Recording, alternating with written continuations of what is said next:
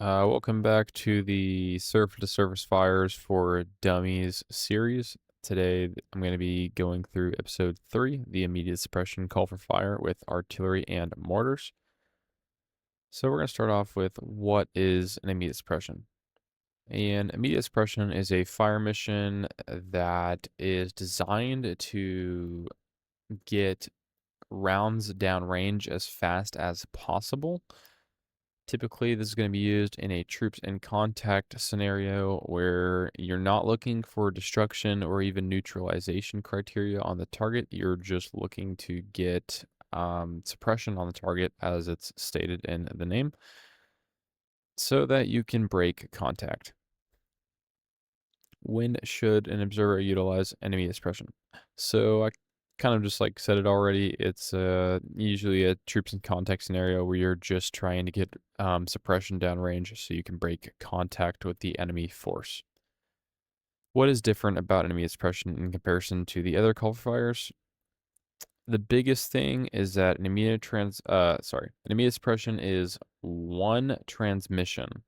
So the normal call for fire for every other call for fire format when it comes to surface fires with artillery and mortars is that they are three transmissions.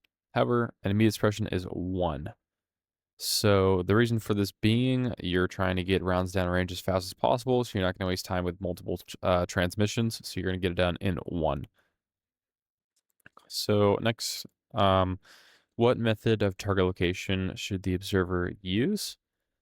And there are more than two methods of target location, obviously. However, only two of them really make sense for an immediate suppression, so I'm just going to go over that.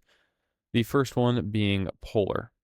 In my opinion, this makes the most sense because if you're in a troops in contact scenario where you need rounds downrange fast as possible, you're going to want to use the quickest method of target location to minimize the amount of time between you seeing the target and rounds actually impacting on the deck. The next one is going to be grid, which is going to be the standard method of target location for artillery and mortars. And grid is not probably going to be the most likely method of target location in a troops in contact scenario because it takes a little bit longer to pull a grid rather than just direction distance. So grid totally works if you have enough time to pull the grid. It's going to be a little bit more accurate than the polar method of target location. Or if you just already have the target's grid, then you could just shoot the grid. So polar is going to be good if you don't have the target's grid already and you don't have time to pull the grid. And grid is going to be good if you already have the grid or if you have time to pull the grid.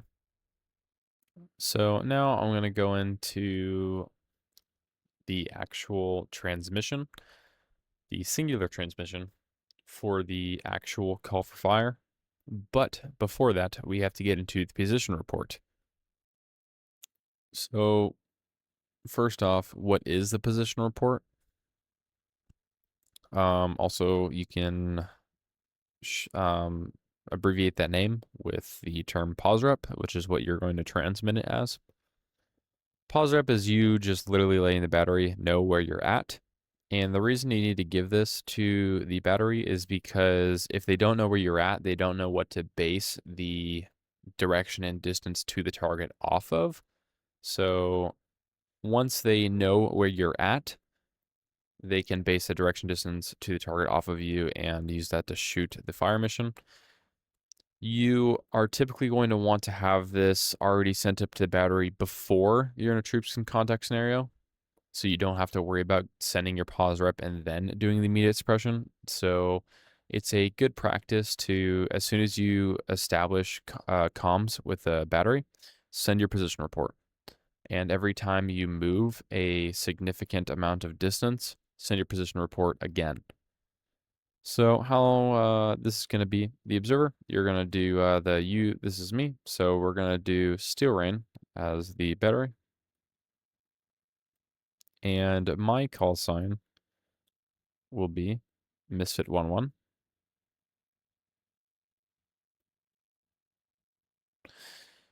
And you're going to say advise when ready, pause rep, over. This is just you letting the battery know that you want to send your pause rep, and you're asking when the battery is going to be ready to accept it. So the battery is going to respond your call sign, which in this situation, let's say it's misfit11. This is steel rain, ready for pause rep out. Now the battery's told you that they are ready for your pause rep, and you are good to send it.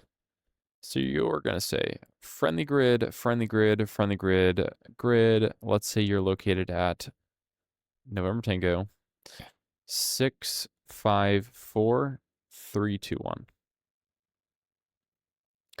And the battery's going to read back friendly grid, friendly grid, friendly grid, grid November Tango 654321.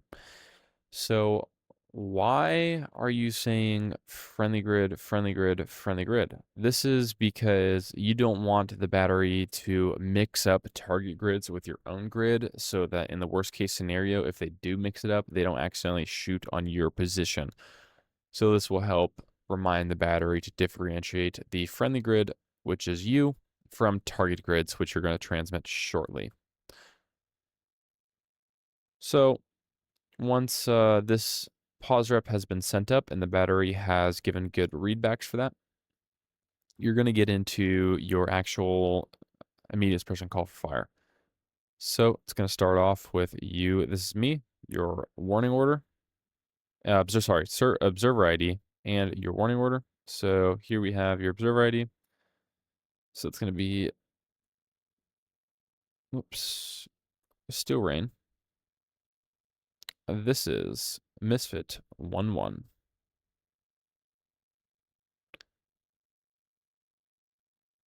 And then you're going to get into your warning order after this. So this is going to be observer ID. And here you're going to have your, oops, here's your warno.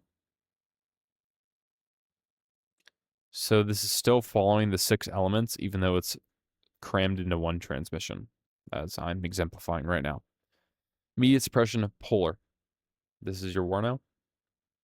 And here you're going to give your method of target location, which is polar, part of your warno. And now you're going to actually give your target location.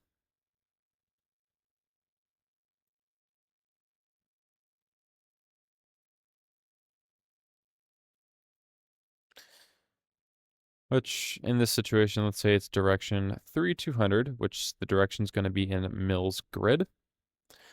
And distance, let's say it's 800 meters away from you. And yeah, distance going to be in meters. So you have your observer ID, warno, target location. The only thing you're going to be missing is your target description. There is no need for a target description with the immediate suppression call for fire.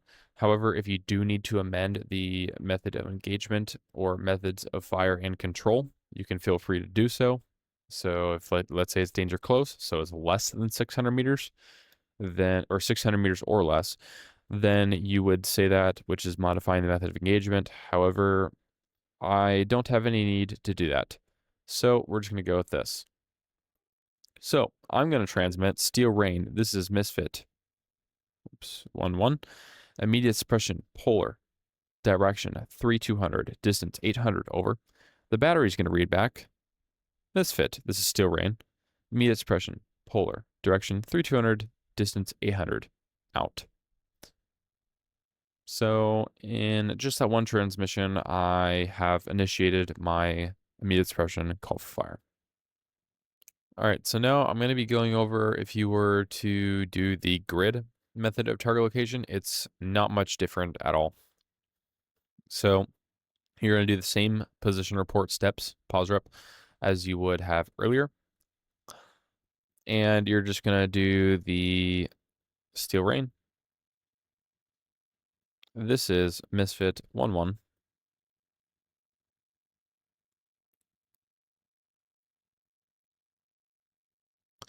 immediate suppression, and then you're going to say grid, and then let's say the target location is 1, 2, 3, 4, 5, 6. So November Tango 1, 2, 3, 4, 5, 6. So the battery is going to read back misfit. This is still rain. Immediate suppression grid. November Tango 1, 2, 3, 4, 5, 6 out. And same thing. You got your observer ID.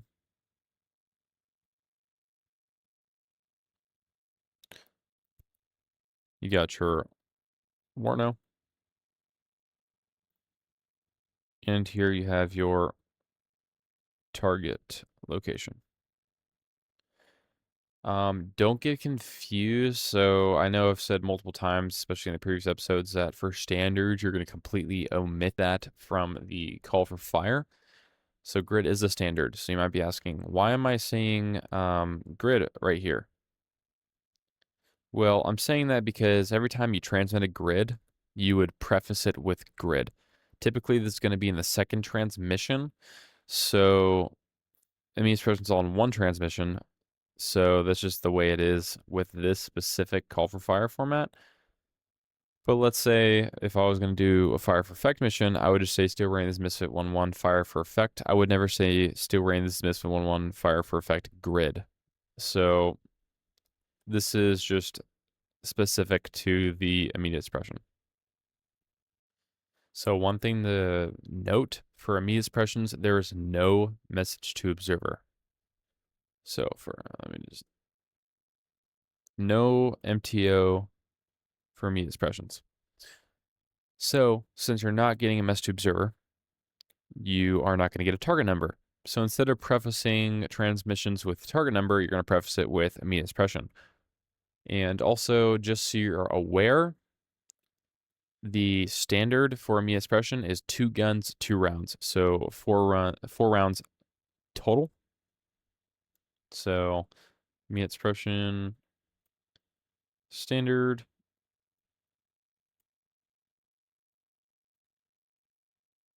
Two guns, 2 rounds. So 4 rounds total. So you can always assume that's going to be what it's going to be.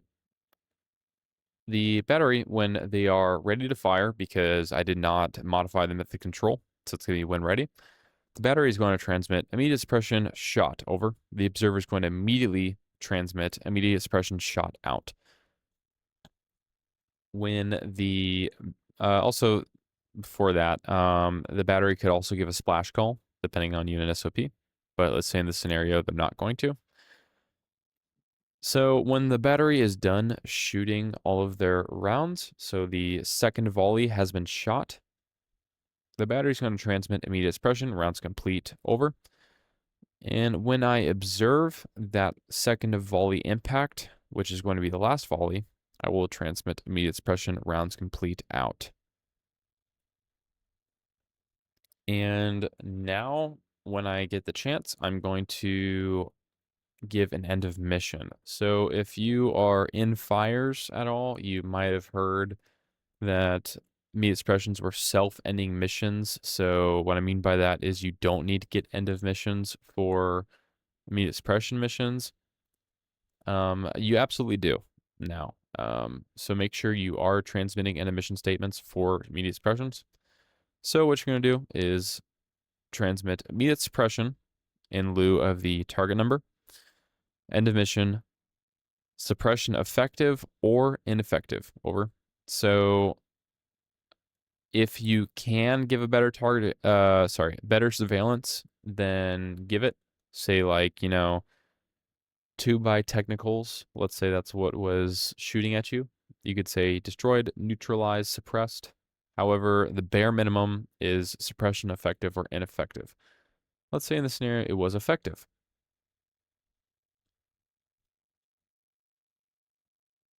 So I'm going to transmit immediate suppression and emission suppression effective, over.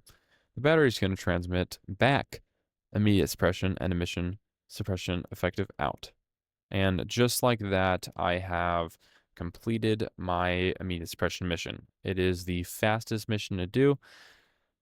However, it's not going to be incredibly accurate because it is rushed from both ends, being the observer and the FDC.